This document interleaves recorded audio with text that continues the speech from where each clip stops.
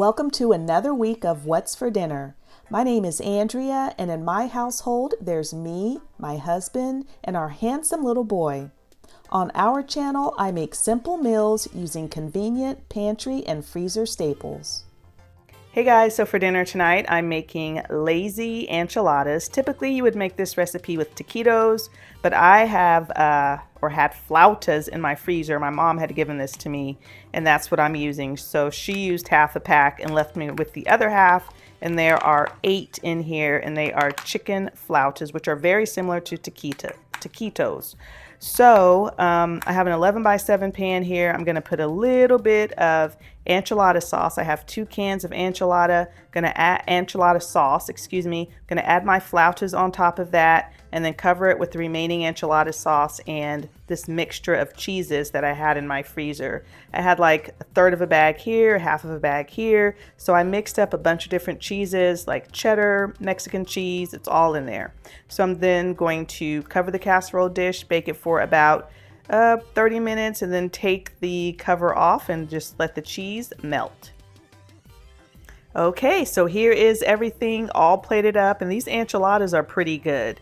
Now, I waited probably about half an hour before I served these up, so the cheese doesn't look as good and melty as it did when I first took them out of the oven, but they are really very tasty. And I'm serving some green beans on the side. I had these in the fridge and we needed to use them. And I'm also serving some Spanish rice. Now I'm using this seasoning.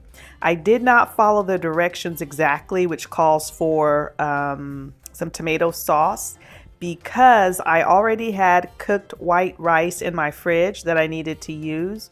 So I just added some bacon fat and onions to a skillet, added in 3 cups of cooked white rice, and then I sprinkled some of this Spanish rice seasoning right on top. And it is good, but next time I'll follow the directions. But again, this was kind of like a last minute throw together dinner. So this is what we are having for dinner tonight, and we will see y'all next time. Hey guys, so for dinner tonight, I made some red Thai curry. Howard is a big curry guy, and every time we go to Thai restaurants, he always gets Thai curry. So in my pantry, I had this red Thai curry kit from Street Kitchen. I think I got this at Walmart or something like that. But it comes with some dry spices, the red curry, and it also comes with coconut milk. But I knew it wasn't going to be enough for all of us to eat because it only called for a half a pound of chicken. So I had this in my pantry. It's a spicy Thai red curry, and you just add it to cooked chicken, and so I just added it in. So that's what we're having for dinner tonight. So I used a little over a pound of boneless, skinless chicken thighs.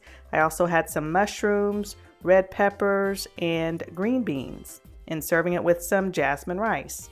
So this is what we are having for dinner tonight, and we will see y'all next time.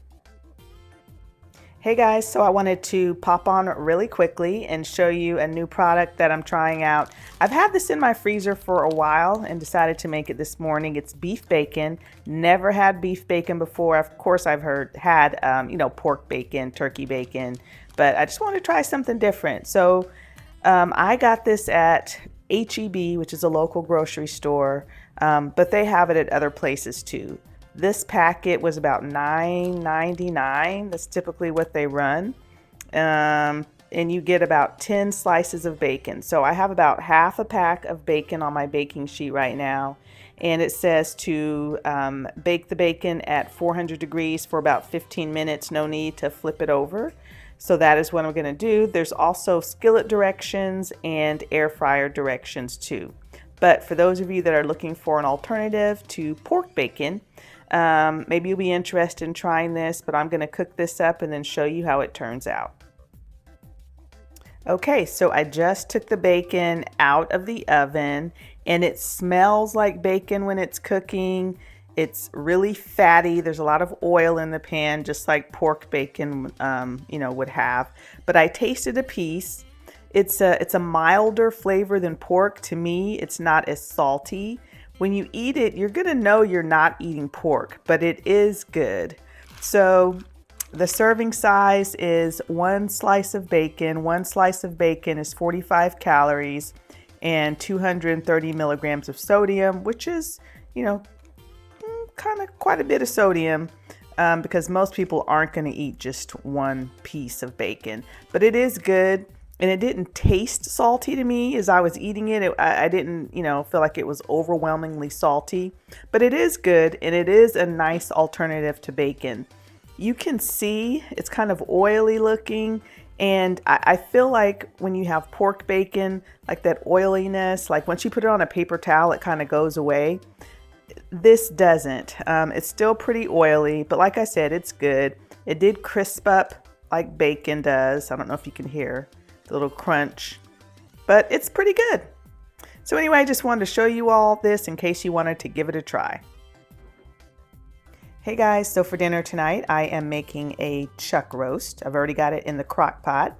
So at the very bottom of the crock pot, I have a sliced up onion, and then sprinkled on top, I have 1 packet out of this box of onion soup mix, and then 1 can of unsalted cream of mushroom soup. So normally I wouldn't use unsalted cream of mushroom soup, but we're trying to watch our sodium. And as you probably already know, this onion soup mix already has a lot of sodium, so I think it will be just fine. But I'm gonna cover this and let it cook on low for about 8 to 9 hours. Okay, so here is the roast after about 9 hours, and it is super tender. And let me show you the crock pot. It made lots of gravy. I know a lot of people like to add water and such to their roast. I never do that. It makes plenty of gravy, and it's so tender. Oops, let me show you how tender it is. It just falls apart. It is so good. Serving it with some mashed potatoes, and normally I would serve a green vegetable with this, but I had some leftover corn in my fridge that we needed to use, so we're just having some corn with it. So this is what we are having for dinner tonight, and we will see y'all next time. Hey guys, so for dinner tonight, we are having sigsig. Now, sigsig is a Filipino dish. I've not had it before at a restaurant, but I was at an Asian grocery store and I saw this seasoning packet and it looked really good to me. It is a citrus pepper spice mix, and I love citrus and I love pepper. So here it is. So it called for 2 pounds of chopped up chicken thighs and an onion, and I used a red onion, and I of course used a seasoning mix, and it has a really good flavor. It is very citrusy, so if you're not into citrus, you definitely will not like this, but it's very good. I've tried other dishes from this Mamacita's brand, and it really is good. I haven't found any seasoning packet mix that I don't like. And we're also having some broccoli on the side. I had some fresh broccoli, and I'm using, again, this Mamacita's, I think it's Panguisa. I'm sure I'm saying that wrong. But basically what it is a vegetable saute mix. So I used a pound of broccoli, and it says you can use any type of vegetable that you want from, let me try to focus in, green beans, bell pepper, carrots, onion, cabbage, you name it, you can use it. And then you just sprinkle it on afterwards. So it has a good flavor too, savory, not too salty, serving it over some jasmine rice. So this is what we are having for dinner tonight, and we will see y'all next time. Hey guys, so for dinner tonight, I'm making some really simple, flavorful black beans. So in my skillet, I have 1 chopped and de-seeded jalapeno, and then I have about 1/2 cup of onions, and I'm using frozen as per usual. And then I have 1 pound or tube of mild breakfast sausage. So I'm gonna let everything cook together first, and then I'll show you what comes next, which is really very easy. Okay, so my sausage has cooked through, and now I'm adding in 1 can of black beans. This is a 27-ounce can of black beans. You could use 2 15-ounce cans as well. Just pouring it in, juice and all. And I'm adding in some onion powder and garlic powder And I'm gonna let these beans cook for a little while, probably like 40 minutes or so that they soften and get tender. And then after that, I'll add in my salt. Okay, so here is everything all plated up. The beans are very good.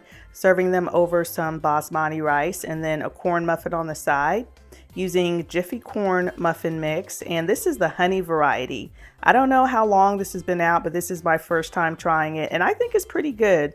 To me, they taste a little bit sweeter than just the regular Jiffy cornbread, but Howard still says it's not sweet enough for him, but it's plenty sweet to me. So this is what we are having for dinner tonight, and we will see y'all next time.